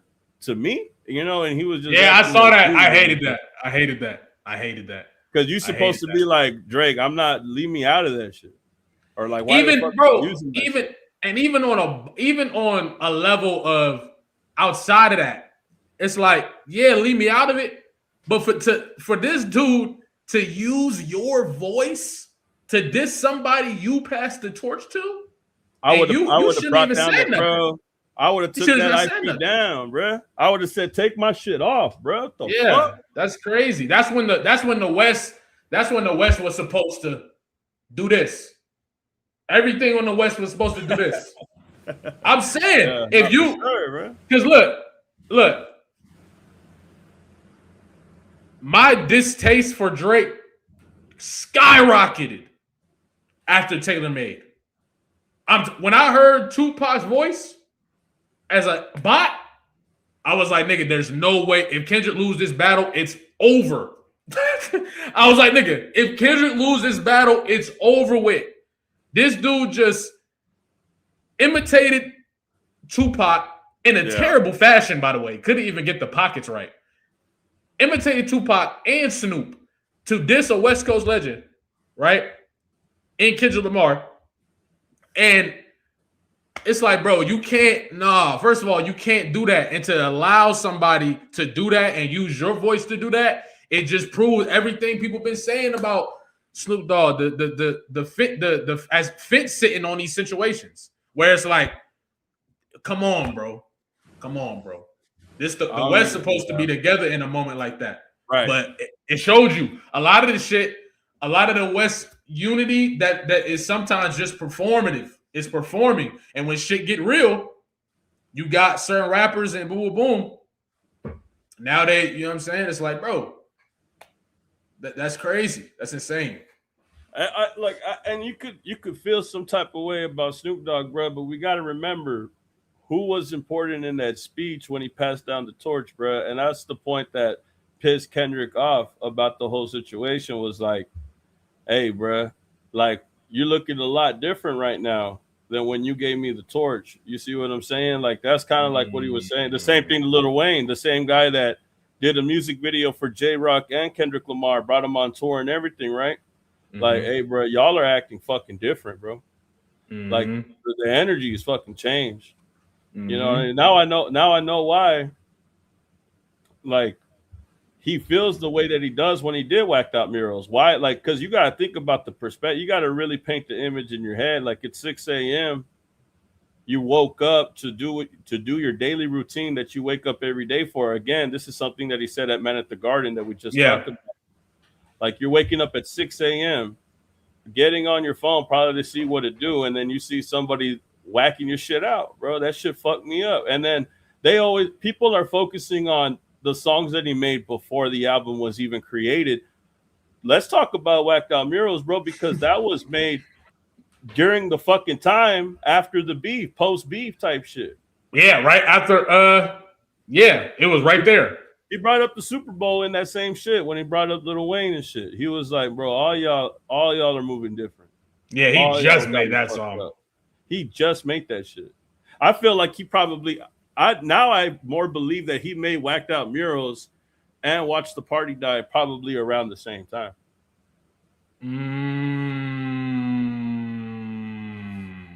Like I fuck with I mean, because Watch the Party Die was, I mean, honestly, he could have made Watch the Party Die at any time, actually, the more I think about it. Because I was going to say that could have been, Whacked Out Murals was clearly made right then because he mentions the Super Bowl. And the Super Bowl had just been announced. So, clearly, I ain't going to lie. Watch the Party Die, I don't know. When he said Watch the Party Die was probably recorded that day. That's possible, too. I just wonder how meticulous Kendrick is. He could have had this already lined up. Had Watch the Party ready to go, just knowing what he was about to do. Who knows, though? Watch the Party Die does have that. Blacked Out was after September because that's when he was announced for the Super Bowl, right? When September. So then, if you think about that, when did Watch the Party Die come out? So I guess that's kind of like what you kind of gotta. You're right, because that was like that might have been like 3 days after the Super Bowl announcement. I think. That's maybe what I'm saying, bro. Maybe 2 or 3 days. It was around the same time. Yeah. It was around the same time period. It's the September 11th. See the 9/11 situation, the Super Bowl, like it did drop on 9/11. Yo, that was a crazy day, bro. That's giving me flashbacks. That's the thing, bro. Like, because he didn't know he was gonna do the Super Bowl. He didn't know until they told him, and then he started doing all the commercials and shit. So that's what I'm saying. Like, so around Super Bowl was probably planned for a minute. You don't think so? I think it's probably. I mean, it's hard to say, like, because he gets in the beef in May, or what was it? He gets in the beef in May. It ends in May. And then he gets announced to do the Super Bowl after. I don't think he knew about that. Maybe he could have known after the beef finished when they announced the fucking winner. But, like, I don't think that he knew about that shit, like, I ain't gonna lie. Months in advance, bro. I ain't gonna lie, though. From my perspective, it feels like one of those things where Kendrick kind of gambled, right? Where he might have already had the Super Bowl and then was like, this is the time to go battle, right? Because then you take that momentum after knocking off Drake straight into the Super Bowl, straight into the tour. It felt like it was like everything was lined up and it came down to, and I honestly, I'm keeping it real. On both sides of the shit, on both sides, I feel like Drake was ready, not ready as in whatever, but I think Drake had a plan for after he was going to beat Kendrick too. I think they both seen each other as an opportunity to use as a stepping stool, right? Because they was already enemies at that point, and they already don't fuck with each other. So I think they knew whoever won that battle, it was going to skyrocket them to the next level. And that was going to go for anybody, for Kendrick or Drake. Drake would have probably rode it right into something like a major event or something. You know what I mean? Yeah, no, for sure. But I think, again, I think the only songs that Soundwave said that he did before were Man at the Garden and Squabble Up. Those were the only two that he had did confirmed before anything else, before the album. Mm-hmm. As far as everything else, seems like there was like not a really, you can't really gauge it. You can't really gauge like the other situations, you know what I mean? The other songs. Yeah. Other than those two. But Man at the Garden, back to Man at the Garden, right? And what you were saying about Drake and all that stuff, because I just saw the Timothée Chalamet interview and he brought up being there with Kendrick doing the interview before the Super Bowl, you know, when they're in the GNX and they're talking to each other. Do you remember that or not? So like, so when they were talking to each other, that makes sense to Man at the Garden because originally what people were saying was that Timothée Chalamet had this speech at an award show where he was talking about being the best in his lane, being the best actor in this generation, right? Going for the crown, talking his shit. You know what I mean? Which is similar to what Kendrick had been doing. Like they share similar sentiments in regards to that. They both like fucking being number one. They want to be competitive. They both have that competitive nature in them. And at the same time, they talk that shit when it comes down to it. That award show that Timothée Chalamet did ended up being the reason why people were saying he interviewed Kendrick, because they were similar in that way. So he's talking about Man at the Garden, and I'm like, oh yeah, it's funny because Timothée Chalamet is from New York. Like Man at the Garden, Madison Square Garden. Right. And then in this interview, they talk about One Mic. You know, One Mic being a Nas record, Nas being from New York, that being an even deeper cut on the record you realize, oh, he is talking about Madison Square Garden, because at one point I was like, what garden are we talking about? You know, you hear a lot of the God references. We were just talking about the higher power. You know, was he talking about that garden, or was he talking about the stage, you know, in New York? So it added another layer to it. You know what I'm saying? Like Timothy Chalamet being a New Yorker, having that competitive edge. You know, Man at the Garden is in regards to Madison Square Garden. It just felt like, but he could have only done that because this song was in the tuck for so long. Like it's been around for so long that he was able to think of these layers upon layers before it actually made the album, bro. And I think that competitive nature is the reason why he was upset at 6 a.m. A lot of these recorded quotes, bro. Yeah, that really is some Michael Jordan. That really is some Kobe shit. Like, I think it's like, oh yeah, he said, y'all, that's how y'all feel my Super Bowl. Say less. Went in there and gave niggas 7 minutes, bro. 7 minutes, bro. And that's the thing. 6 a.m. Every time you read a paragraph from this thing, and I'm starting to realize it in hindsight because I read it yesterday. I was like, they always bring up 6 in the morning. Even when Soundwave said, when I decided to drop this album, it was at 6 in the morning. I'm like, damn, bro. Like, they were up early as fuck, bro, at 6 a.m. I get up at 5, by the way. I don't know if that makes me better. Probably not.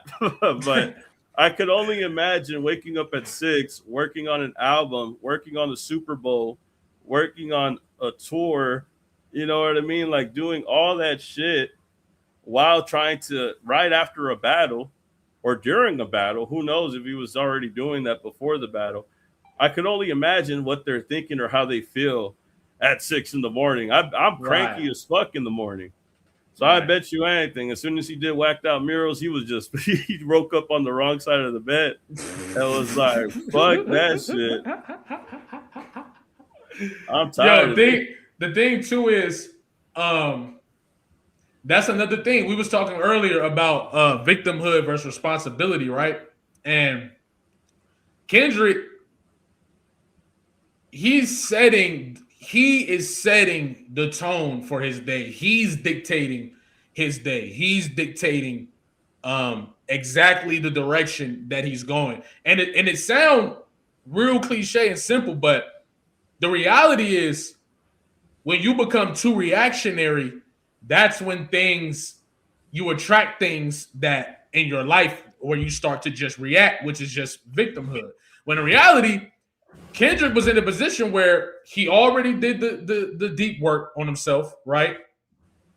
And then he turns around and builds the infrastructure within the system, right, to maintain what he gained. And being present requires routine. It requires being in tune. It requires, or at a highest frequency at least, it requires waking up and dictating your day, where you decide how your day goes. And I think him stating that I'm waking up at 6 a.m., 6 miles a day conditioned in my wind. That's him saying, like,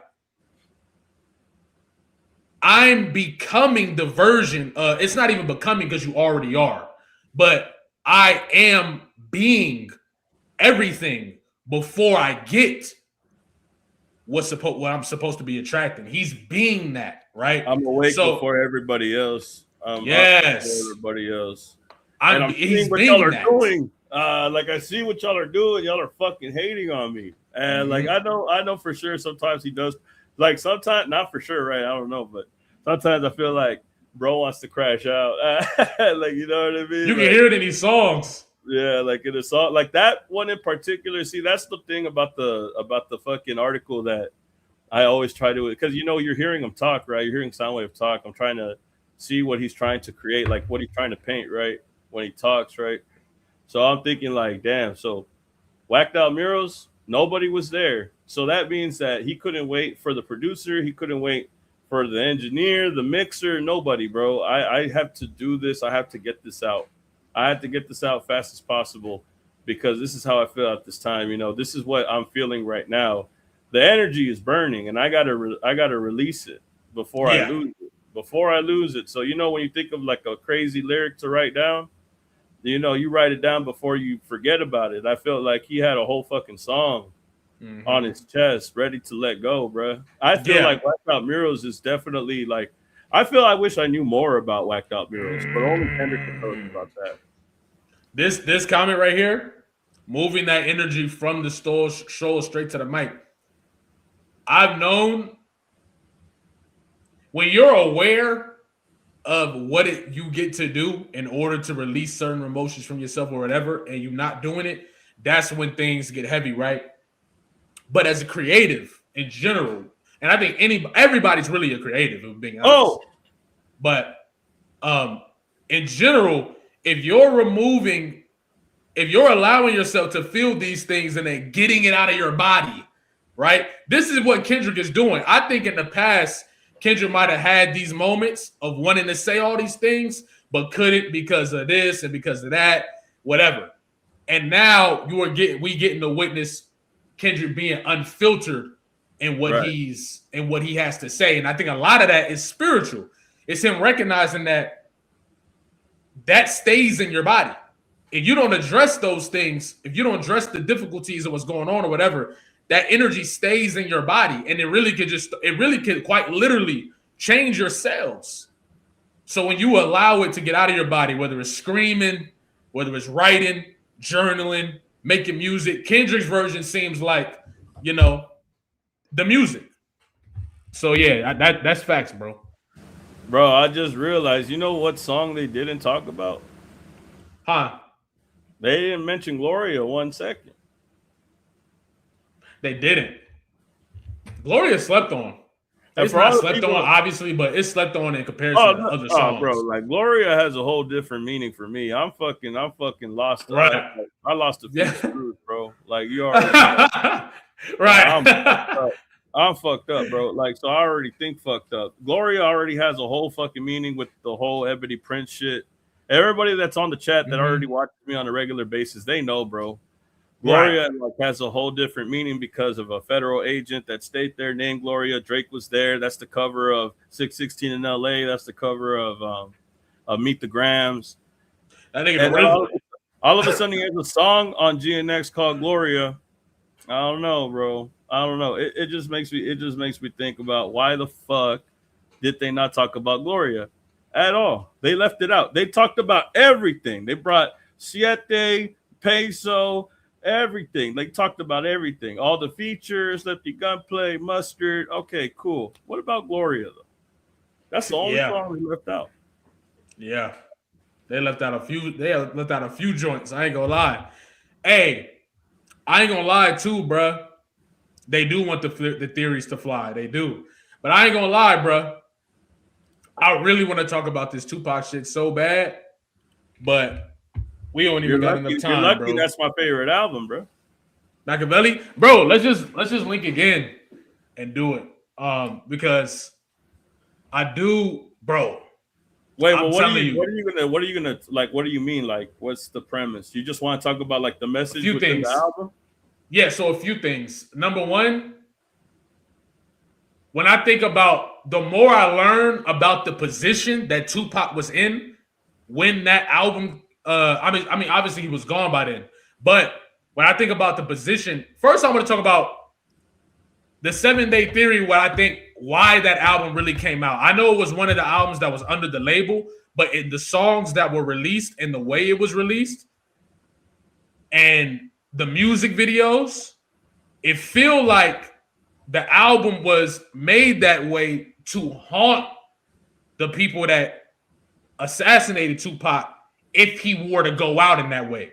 And the reason why I say that is because that documentary, right? I can't remember what it's called. I watched it a long time ago on CD. But there's a documentary where they take you through Tupac's whole life, right? You get to see how he came up with Digital Underground, the whole thing for real, right? Like a lot of good stuff.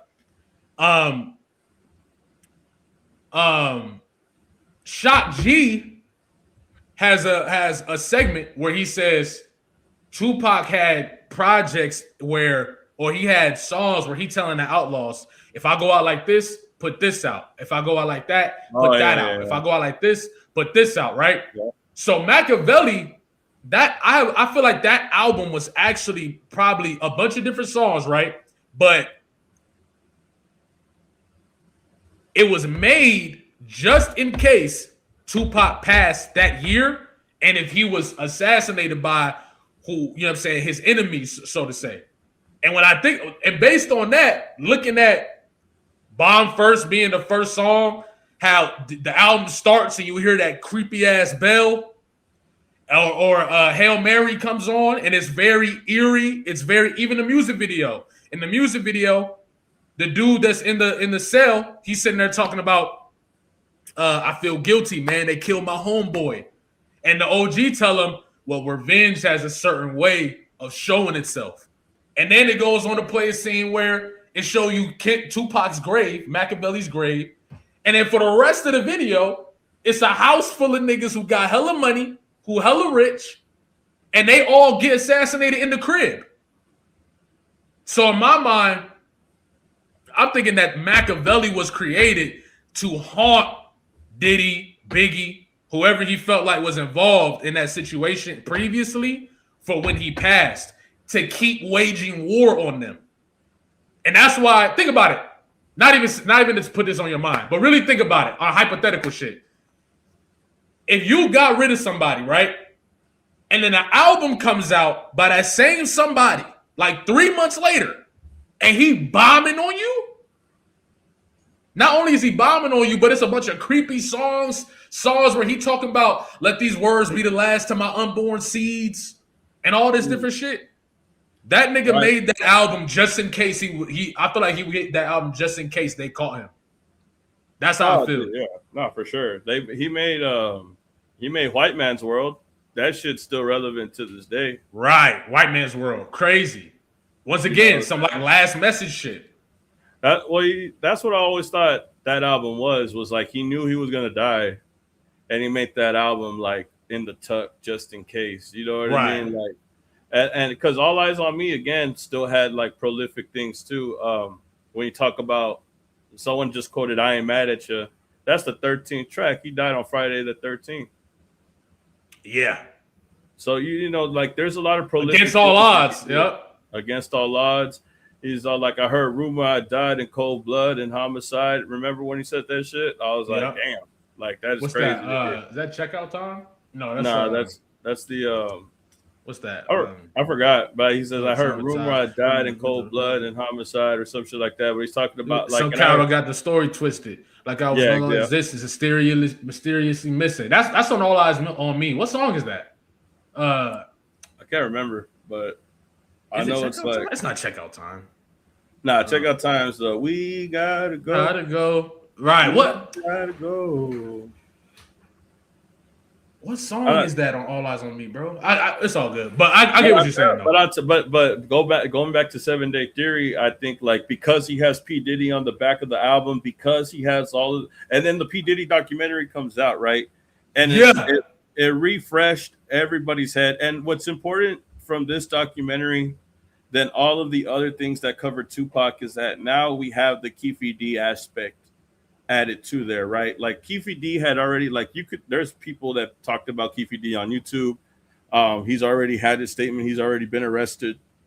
Mm-hmm. But the interesting part is 50 got all the clips that we needed to see together all at once to understand, because he even got this important part where he brings out a Diddy song, right? Because in the interview, Keefe D says that he was paid $1 million for the hit. It was supposed to get Tupac for $500,000. What's good, OG? And he was supposed to get Suge Knight for $500,000. Together, it'd be $1 million. Right. He only killed Tupac, so he was only promised $500,000. Right. And then they had to pay this other guy from New York. I forgot his name. But they had to pay this other guy, and he was supposed to pay Keefe D. And that guy ran off with the money, basically. He never paid Keefe D for the hit. Right. After that clip is shared, right? And this is Keefe D talking from the police department. Like he's talking with the detective. saying this, right? About $1 million for the hit. Right after that, it shows P. Diddy, where in the beginning of his song, he says, I'll put $1 million on your head. And when you PFD say that, and when you find out that he also lent P. Diddy his car because he gave him his fucking car to do a music video with Usher, and Usher hasn't even talked about that. And that's another thing too, right? Why the fuck is Usher in Keefe D's car, the same car that's responsible, that belongs to the man that killed Tupac? Usher just not, no one. Oh shit, that true? Yeah, like he said, I lent Diddy this car for this music video that he had with this kid. And the kid is Usher. They show you, 50 Cent shows you Diddy doing a music video with Usher, and the convertible that they're in belongs to Keefe D. So that's what I'm trying to say, bro. Like no one's just gonna say anything to Usher. I don't know. Maybe that's just me. Usher has caught himself. Usher is in a lot of. What I'm saying is, does he know who Keefe D is? Does Usher know Keefe D? Did he know of him? Did he know about all of this? And if so, why? Maybe he didn't, right? Maybe that was Diddy's guy. But what I'm saying is, not to get off track, Diddy and 50 Cent, this goes deeper than because of what he's trying to point at. He's putting all of these clips together and making you see visually that this guy is responsible for this shit. You know, and this is not even mentioning the Jimmy Hoffman situation. Well, not Jimmy Hoffman. What was his fucking name? Jimmy Henchman. Jimmy Henchman. He was responsible for the first attempt on Tupac's life. Jimmy Henchman was the man that was paid to catch Tupac at the elevator in New York when he was supposed to record with Biggie. Jimmy Henchman is in prison right now serving a life sentence. But the thing to remember is that he came out in prison admitting to those crimes, that he was the one responsible for setting up Tupac in the elevator, but he's friends with Diddy.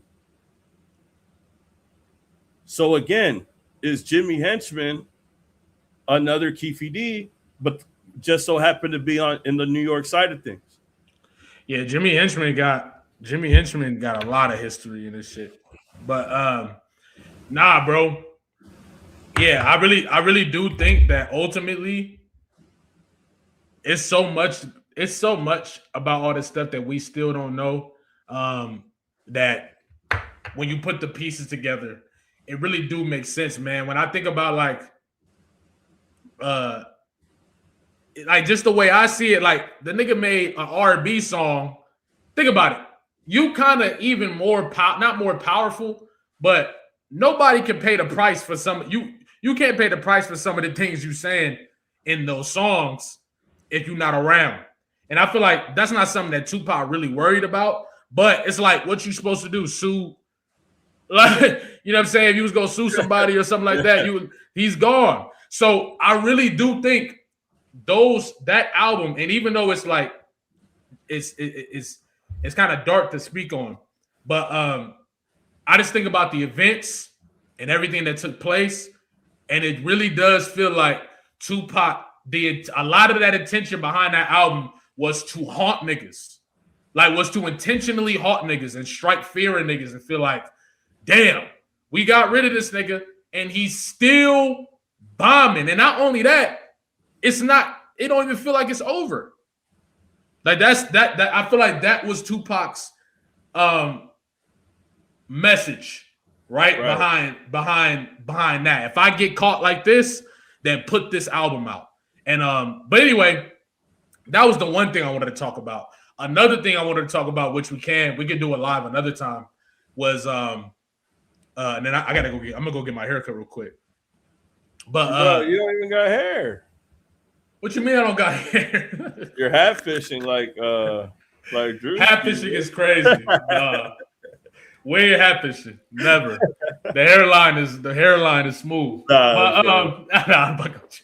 Like in general, when I think about the position that Tupac was in, 95 to 96 or All Eyes on Me, it's not to say that Kendrick's in the same position, but it is kind of similar. We might get a double album. We might get a double album because of that. And what I'm thinking is when I look at what's it called? GNX, right? Yeah. And there's a lot of comparisons from Machiavelli to GNX, how they're similar, all that, right? I'm not gonna lie. I feel like Kendrick's Machiavelli probably ain't been released yet. If you get what I'm saying. Like his real album? Like Kendrick's version of the Machiavelli album. Oh, that's what I'm saying, bro. I need a me and my. I don't think that was GNX. Bro, I need a me and my girlfriend version of Kendrick, bro. Like he need to reincarnate that shit. Like, and I'm just saying, girlfriend, Bomb First. I think I need another to live and die in LA. I think Dodger Blue. He gave us that. I think Dodger Blue. Dodger Blue. Blue. So I think that's what I'm saying is I'm not saying as far as it wasn't a nod to Machiavelli. That's not what I'm saying. I think GNX was a nod to Machiavelli. I'm talking about one I see that he will cut like another Tupac song that he will like try to like do all over again will probably be Me and My Girlfriend. Because Jay-Z's done it. Other people have done it. It's been recycled before. I think he could do it justice if he does Me and My Girlfriend again. But I get what you're saying. I think that there's a higher message. Tupac's album, bro, I'm not gonna lie. Right now, you hear that, bro. You hear that 7 Day Theory album all over again, bro. Was Whacked Out Murals. That's what I was saying. Bomb First was Whacked Out Murals, but in a way, I feel like some of the messaging in 7 Day Theory is put in GNX. That's what I was trying to say. Yes, but what I'm saying is, as crazy as GNX is, right? I still don't think that Kendrick has really, like, and I'm not saying the album gonna sound the same. That's not what I'm saying. I'm saying Tupac was on Machiavelli genuinely exposing shit, genuinely saying, fuck it, I'm finna just unleash on the whole industry.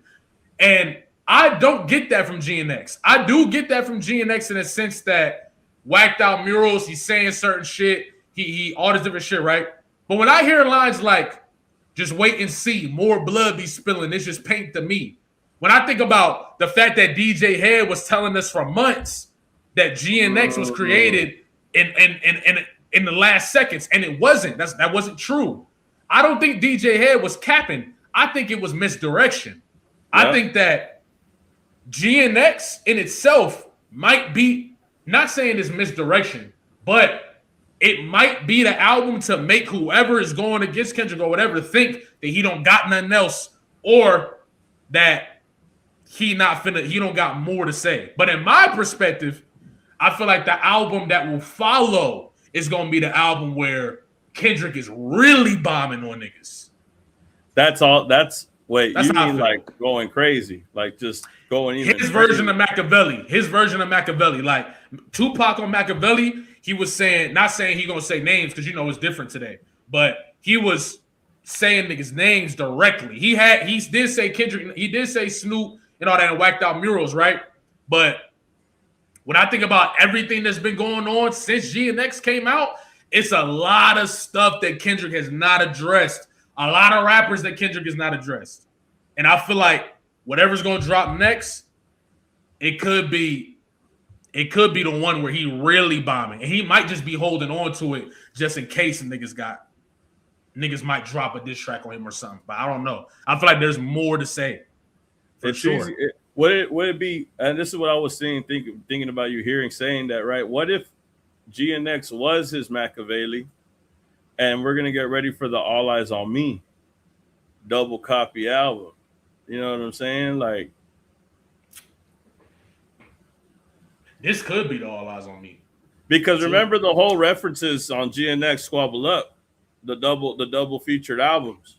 Yeah. In the video. Yeah. That's what I'm saying, bro. I just feel like there's no way he puts that in the there's no way he puts that in the Squabble Up video, and there's no purpose. It's just I don't know. Right, he could just be showing love, That's true too, because he started it off by showing love. Nate Dogg and all these guys with double copy albums. Like, come on, bro. Like, what are we doing? I'm not sure if the Roots was one of them too, but bro, but I see what you're saying. I'm down to talk about the Machiavelli shit because Tupac's been my favorite rapper. I did all the stuff. I thought at one point I thought Tupac was alive in Cuba. Me too. And then I realized when I was a kid. No, I remember that shit, bro. I remember, bro. The Tupac, bro. My whole introduction, we definitely got to get on stream and talk about that. Also, I'm gonna have a video about that too. I'm gonna have a video about that, so I'll probably drop that after we do the stream or whatever. But I'm gonna do a video of just a summary breakdown of how I feel about that position that Tupac was in at that time, position that Kendrick's in now. And I don't know. I'm just not a person that I really think there really is a lot of shit going on behind the scenes where niggas is really, Was that your favorite album? Was that your favorite album? Machiavelli? Yeah. Easily. I think it's easily Tupac's best album. I think Me Against the World is special. All Eyes on Me is special too. I was about to say Me Against the World was definitely one that I probably think is my favorite. But I Remember Me or Are You Still Down? That album is fire. I don't know if you heard. Are You Still Down is tough. And bro, that's another thing I want to talk about, but we can talk about next time. Is just like my introduction to Tupac was the After Death stuff. That was a lot of the stuff that I heard my mom playing first. I got to Tupac's music when he was like, of course I heard like the main stuff, but after mostly I was hearing like Still I Rise. That was like some of my first introduction to Tupac was Still I Rise, like Teardrops and Closed Caskets, As the World Turns. So my first initial perspective of Tupac is way different than somebody who was alive watching Tupac or whatever, because a lot of the first music I heard was inspirational music, was empowering music, was a review of the world music. So when I went backwards and started listening to Tupac, and now that I'm older, I see like if Tupac would have died and had no work after All Eyes on Me, his whole image would have been used to say that, kind of how they tried to use it in general before all the extra stuff started coming out, was that he sped up like just wickedness in the black community, and he's an example of why whatever that niggas be saying, right? Whatever image they try to put on. Have you heard? But you can't really do it. Yeah, that's one of my favorites. Bro, that one when he starts getting mad, that one I'm like, that's probably, if we talk about just rap ability, those three verses are like some of his best verses ever. Oh, dude, yeah. Like I like his storytelling. Like I like Dope Fiend's Diner. When Tupac starts like telling a story, bro, that's when I'm like, so he's like cooling with my homies, drinking Hennessy and cold brew. I'm like, damn, bro. And then and Ghost. I don't know what Ghost was on. But I remember hearing Ghost for the first time, and I was like, he was wilding too. Yeah, I was like that, but that's the kind of shit I feel like you want Kendrick to do. Like you want him to go like insane, bro. Just start. I'm one of the people. I always listen to the Outlaw verses. I always listen to the Outlaws verses. Like I like the Outlaws. I like all them niggas, like Gaddafi, Idi Amin. Like I like. But the other guys too, like Big Psych, and all them. Big Psych was fire to me. All my homies, when we play Tupac, them niggas, if we put Picture Me Rolling or whatever, they be trying to, we gotta skip Big Psych, bro. I'm like, Big Psych, wildin'. Nah, he goes. I don't skip any verse. Hell nah, I'm not skipping none of that. But all right, bro. I'll see you later, man. Appreciate you. Yeah, man. We could either do this. I mean, we could possibly do it later today, but really, we could just do it tomorrow for real. Yeah, I gotta watch the NBA. I gotta watch the NBA Cup, the Final Cup. The Knicks and the Spurs. Facts. That's going to the Spurs. Yeah, but the Knicks are gonna get spanked up, boy. I'm telling you. That boy Wimby different. I'll see you later, bro. I appreciate. But yeah, I'm gonna see you, bro. Absolutely. Let me know. I'll catch you, dog. But hey, y'all, I appreciate y'all for coming out. Great stream. And yeah, I'm excited for I'm just excited to start giving y'all the we've been lining stuff up behind the scenes. 2026 is gonna be fire. It's gonna be fire. 2026, I'm focusing on maximum levels of fun, breakdowns. Just me and the homies putting something crazy together. I'm excited to show y'all. I'm excited for 2021, 2026. So y'all, I appreciate y'all love. I appreciate y'all support. And yeah, I'm gonna catch y'all, man. Y'all have a good day. Yeah, shout out my boy DeVille too. Y'all follow DeVille, bro. Subscribe to DeVille. Incredible content. Real talk. But yeah, great conversations. I'm gonna catch y'all, man.